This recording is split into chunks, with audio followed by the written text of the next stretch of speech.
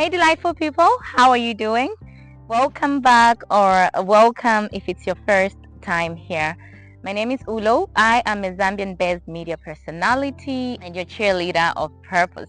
And over here, we love to have conversations that assist both you and I get in the driver's seat of our purpose. And if you love these kinds of conversations, then it would be nice to have you as part of the family. All you have to do is simply hit the subscribe button.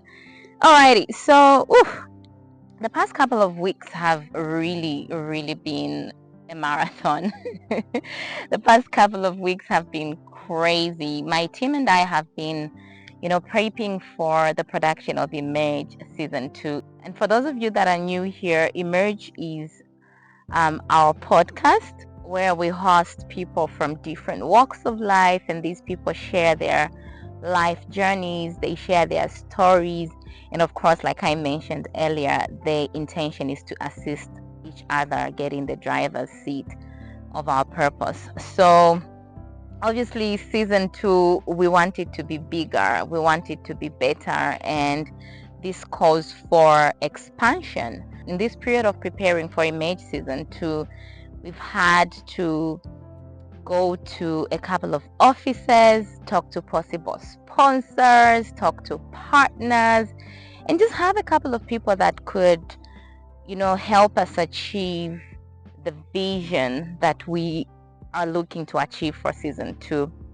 And something that consistently kept popping up in the pursuit of some sponsors is when you're about to walk into a particular office and you know that this office is I'm not going to mention names, but say for instance you're walking into the Apple office. You want to go get a deal from the Apple office, and the question that constantly comes in my head when I'm about to walk in those offices is, who do you think you are?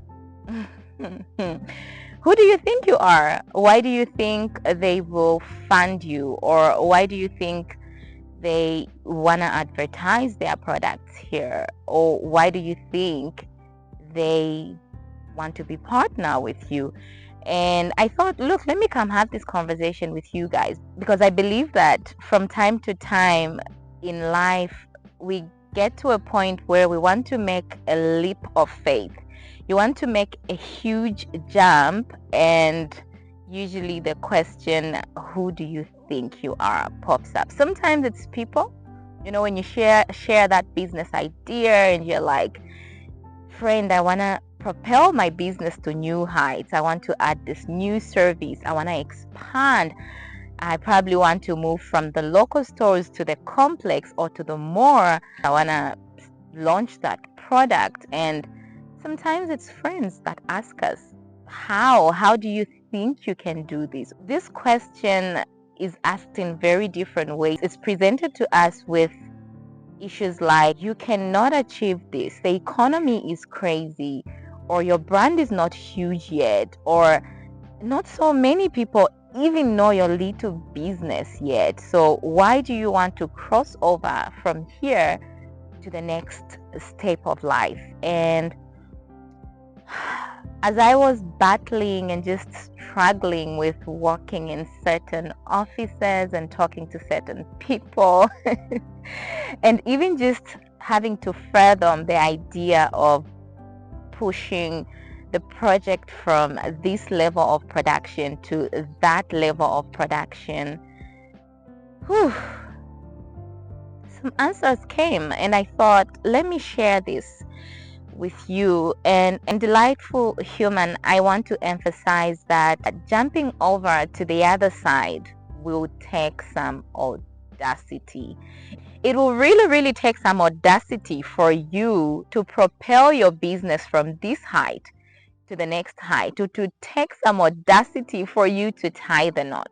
I know that it would take some audacity for you to say, look, I want to expand my family. I want us to have kids now. It would take some audacity to launch that product. It would take some audacity for you to launch your channel. And if you're watching right now and You've been thinking of launching that new business. You're from the level that you're at to the next level. I would like you to know that it will really, really take some audacity, and some of the answers that I've had to provide in this season where I've had to work in crazy offices where, I mean, you and I know that we are only on about 600 or 700 subscribers, and in the world of marketing today, numbers do count. But look, I said, I don't care the numbers. I'm going to get up and I will go there and chase the opportunities that I think my brand is worth. And if you are in the same space and you want to step into another dimension and you're feeling like, look, it's time for me to move to greater heights, then these are the two answers, or these are the two mindset shifts that you're probably going to have to approach this imposter syndrome with. The first thing that will help you, or is helping me crush this imposter syndrome in a season where, the question, who do you think you are, pops up, is that I'm worth it. I am worth it. Delightful human, you are worth it. You are worth every bit of a blessing. You are worth that new business. You are worth scaling up. You are worth adding a new product. I know that you've put in the amount of work that it takes. Otherwise, you wouldn't be feeling like getting to the next level, scaling up your business if you haven't put in the work. Now, if you know in your heart of hearts that you have the experience, you've done your research, you have the ability, you have what it takes to push that business, then the answer is that you are worth it. And no matter how hard or how crazy this voice sounds, and also sometimes one of the reasons that make us feel like giving into the who do you think you are question and maybe just sit back in your comfort zone is a couple of failures. And I came across an interesting video on the School of Hard Knocks. I hope I'm pronouncing it right. I will link the YouTube page to my description.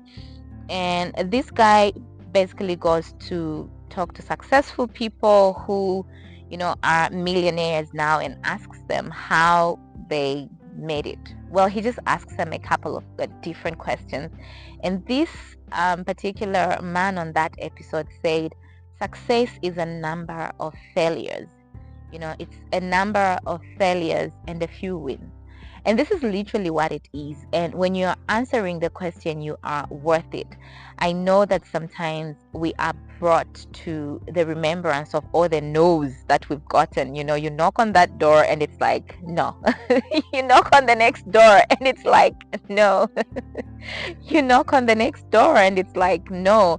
But how will you get the one yes if you just pack at all the other 3 no's, or the 10 no's, or the 1,000 no's? I mean, it just takes one key to unlock the right door. So I think being worth it does not mean that you haven't had a couple of no's. Being worth it actually means that you have tried.